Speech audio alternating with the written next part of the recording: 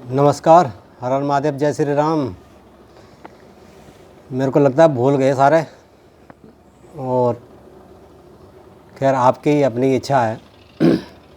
मेरा कहने का तात्पर्य है कि आज तक हमने भी अभी ये यूट्यूब वगैरह जब से हमने शुरू किया है 21 तारीख जनवरी से देखना शुरू किया है, तो ये समझ में नहीं आता कि भगवान को गाली देने वाले को भी भगवान माफ़ कर रहे हैं। खूब कमाई धमाई कर रहे हैं लोग।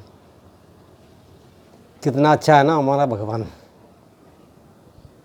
कितने प्रभु राम कितने अच्छे, कृष्ण जी, उनको गाली दे के लोग खूब नोट कमा रहे हैं सवाल उठा के। अब सवाल ये है कि आप भी यही चाहते हो क्या दूसरे के कहने पे आप किसी पे सवाल उठाओगे, खुद पढ़ोगे लिखोगे नहीं। राम जी को गाली देने वाले गाली दे रहे हैं और आप लोग उनको पढ़ा लिखा समझ के, या वो अंग्रेज़ी बोलते हैं इस हिसाब से बहुत ज्ञानी समझते हो, तो आपकी सोच है, मैं क्या कह सकता हूँ इसमें। क्योंकि एक लुटेरा होता है, चोर डकैत होता है, उसको भी कई आदमी सपोर्ट करते हैं, अपनी अपनी सोच है। अभी मैं सुन रहा था, कोई बहुत वो जो मैंने आपको पहले बताया था कि माता सीता को अशोक वाटिका में रखा था। वो कह रहे हैं कि राम जी को रावण को श्रीलंका में कोई जानता ही नहीं है। अभी तो हमारे समझ में नहीं आई कि भैया उन्होंने कहाँ से पढ़ा और वो कितने ज्ञानी हैं, और आप कितने ज्ञानी हो कि जो उनकी बातों पे आके ये बोलोगे कि भैया लंका में जो है रावण को कोई नहीं जानता, राम को भी कोई नहीं जानता। ये तो रही एक बात। दूसरी बात, ठीक है, उस समय के जो स्थान हैं उन स्थानों को कुछ और नाम दिया गया। मैं आपको पहले भी बता चुका हूँ पहले संदर्भ में कि अशोक वाटिका का मतलब होता क्या है, क्यों रखा गया माता सीता को वहाँ। अब वो इसका अर्थ का अनर्थ कर रहे हैं भैया। अब ये आप लोग जो सुन रहे हैं ये तो आप लोगों ने देखना है, और वो कहते हैं कि हम पढ़ाते हैं। तो भैया जो उनके द्वारा पढ़ाए गए, कभी कहते हैं कि हम जो हैं, मैं लेफ्ट लिबरल गैंग है उनको पहले मानता था, अब नहीं मानता, अब मैं थोड़ा इधर हूँ, लेकिन मैं भगवान को मानता हूँ लेकिन नहीं मानता हूँ। तो आप ऐसे लोगों की सोच पे बताओ ना, कि एक तरफ कह रहे हैं कि कोई शक्ति है, दूसरी तरफ कह रहे हैं नहीं आप ही शक्ति हो। वो शक्ति कुछ नहीं करती। हमारी समझ में ही नहीं आ रहा कि आज हमारी सभ्यता संस्कृति को ये उजाड़ने वाले हैं। आज जो थोड़ा बहुत बची हुई है उसको भी भ्रम के माध्यम से ख़त्म करने वाले हैं लोग, और कह रहे हैं हम स्कूलों में पढ़ाते हैं, इन कॉलेजों में पढ़ाते हैं। क्या यही इनकी सभ्यता है, यही इनकी संस्कृति है? राम कोई थे ही नहीं, राम की पूजा मत करो, राम किसी को दशरथ के बेटे नहीं थे। राम मानुष रूप में क्यों आए? भगवान क्यों थे? कौन बोलता भगवान है? मैंने आपको पहले कहा था कि परमात्मा ने आपको बुद्धि दे रखी है, और जिस चीज़ को आप सोचने की क्षमता रखते हो और एडवांस चलने की कोशिश करते हो, तो ऊपर वाला आपसे ज़्यादा एडवांस चलता है।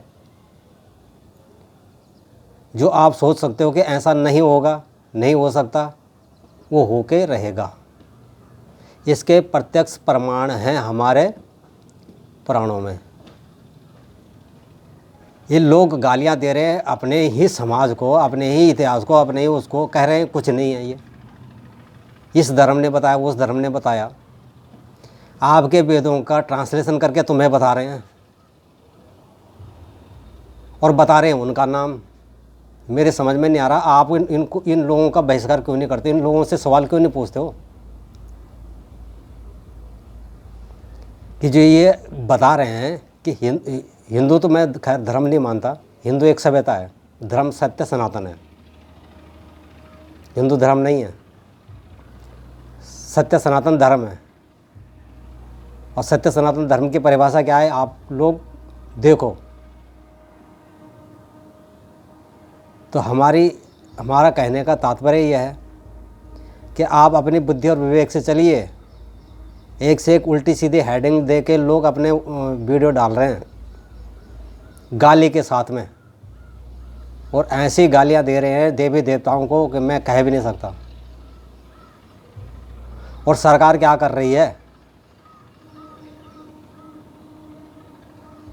ये गाली देके के पैसा कमाया जाता है क्या भगवान को? और अगर उनमें इतनी ताकत है तो सामने आके बताएं किसी को, जो हमारे वेदों के जानकार हैं, उनके सामने बैठ के बताएं। मैं आपको पहले भी कह चुका हूँ कि जहाँ आपकी सोच ख़त्म होती है और जहाँ आप ये सोचते हो कि हम ये करके ऐसा करके बच जाएंगे, आप नहीं बच सकते हो। राम जी ने मानव अवतार क्यों लिया? क्योंकि रावण ने वरदान मांगा था और उसको ये भरोसा था कि मैं मानव तो मेरे को मार ही नहीं सकता। तो मानव ने मारा है ना, ये तो आपके सामने प्रत्यक्ष है ना। आपको एक चीज़ और पता होगी, जब श्री कृष्ण भगवान को रणछोड़ कहा गया था, कुछ ऐसे ही कुछ हमने सुना है, जब वो भाग के गए थे और एक जो इंसान था उसने वरदान मांगा होता कि मेरे को कोई मार ही ना सके, अस्त्र शस्त्र कुछ ना मार सके मेरे को। तो कृष्ण भगवान उसको कहाँ लेके गए थे? दौड़ा दौड़ा के कहाँ भागे थे? जहाँ एक ऋषि सो रहे थे और उनकी तपस्या में इतना बल था कि जो उनको जगाएगा वो उसी अग्नि से भस्म हो जाएगा। तो श्री कृष्ण भगवान उनको लेके गए थे ना वहाँ। श्री कृष्ण भगवान को पता था, क्योंकि भगवान ने ही उनको वरदान दिया था कि जो भी विघ्न करेगा तो उसने तो ये वरदान मांगा था ना, मेरे को कोई मेरे को कोई मार ही ना सके, मेरे से कोई युद्ध ही न करे। तो युद्ध किसी ने किया नहीं, जला ना वो। तो मेरा आप लोगों से आग्रह है,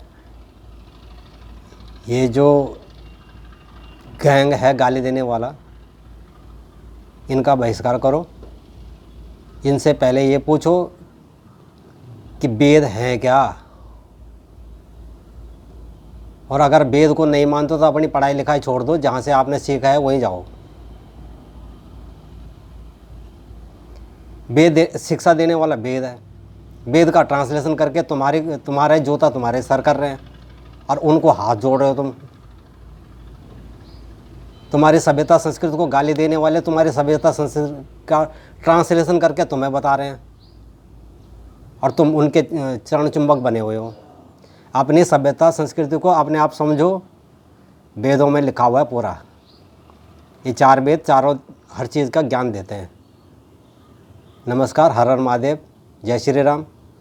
और मैं क्या कहूँ, आप खुद समझदार हो और मेरे को ये लगता है कि सो गए हो आप लोग। देखिए, ये मेरी भलाई के लिए तो कुछ भी नहीं है, आप अपना देखिए, आपको अच्छा लगता है ठीक है। अरे हमारा तो रजिस्ट्रेशन है एक किस्म से कि आप लोगों के सामने अपनी बातें रख रहे हैं, बाकी हमें कौन सा कोई लोभ लालच तो है नहीं भाई। पैसा यहीं आएगा यहीं जाएगा, यहीं आदमी 2 रोटी खा के जिंदा रहेगा, कुछ नहीं ले जाना यहाँ से। आपकी सोच है आपने अपने बच्चों को कौन सी लाइन देनी है, और ये जो भय मनुष्यता फैलाने वाले लोग हैं इनसे कैसे बचना है। बस मेरी विनती तो यही है। हर हर महादेव, जय श्री राम, नमस्कार।